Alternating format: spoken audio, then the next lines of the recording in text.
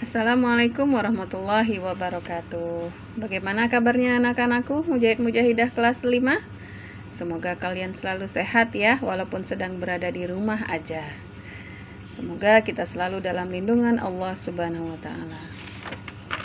Pada pembelajaran kali ini, Ibu akan menjelaskan tentang benda-benda di sekitar kita yang akan disusun dalam tema 9 ya.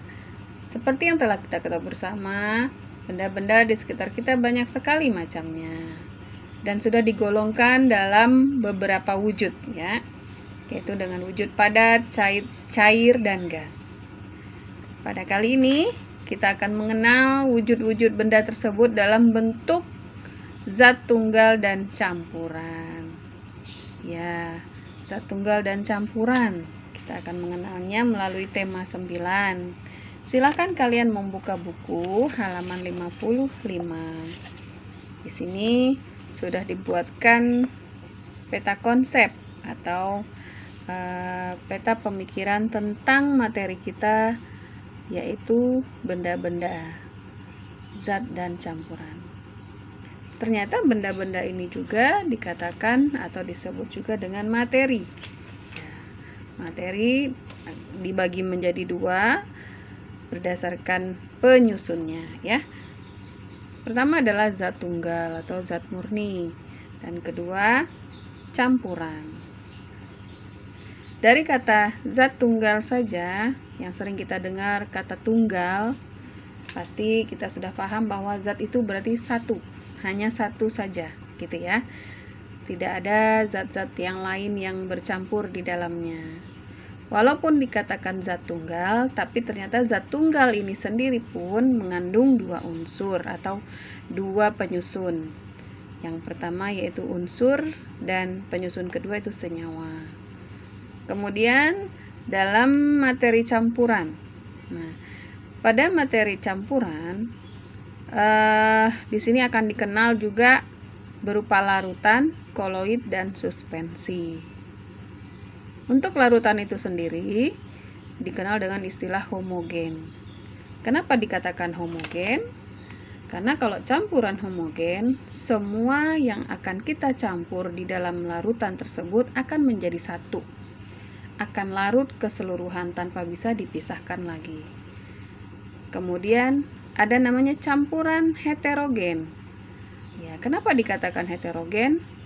Karena campuran heterogen ini ketika sudah dicampurkan semua zat-zat atau benda yang kita campurkan itu masih bisa terpisah, masih bisa kita lihat perbedaannya antara masing-masing zat yang bercampur tersebut.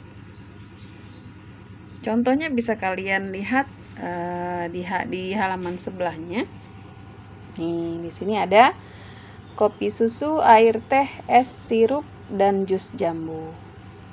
Kita nanti akan sama-sama membuat percobaan, tapi tidak dari yang ada di buku. Ibu sudah menyiapkan beberapa benda atau zat yang akan kita buat percobaannya, apakah larut sebagai campuran heterogen atau homogen nantinya. Pertama, ibu sudah siapkan gula, kemudian teh tubruk, kemudian garam, kemudian minyak, yang kelima sirup, yang keenam kopi. Kita sama-sama akan mempraktekkan dan akan membedakan manakah dari benda berikut atau zat berikut yang bisa larut dengan baik sehingga menjadi satu larutan atau satu campuran yang disebut homogen, atau manakah benda atau zat yang tidak bisa larut sehingga kita bisa sebut dia sebagai campuran homogen. Ibu akan tuangkan air untuk ke semua benda yang ada di sini. Kemudian pelan-pelan nanti kita aduk.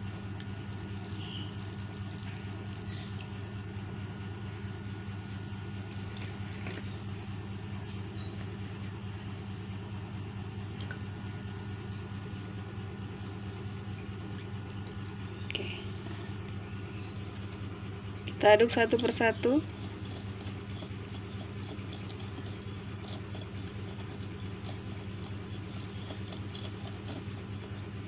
Tentunya kalian sudah pernah ya membuat teh manis atau kopi manis, baik untuk diri sendiri maupun untuk orang tua. Oh iya,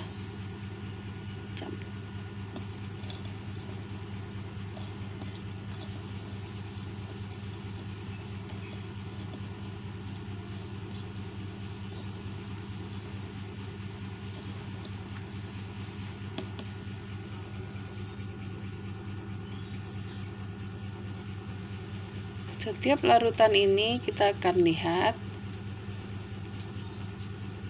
apakah larutan ini bisa menjadi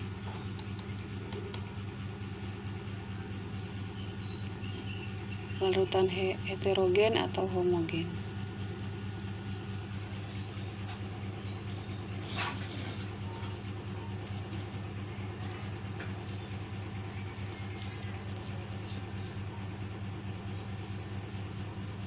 Kita bisa lihat hasilnya.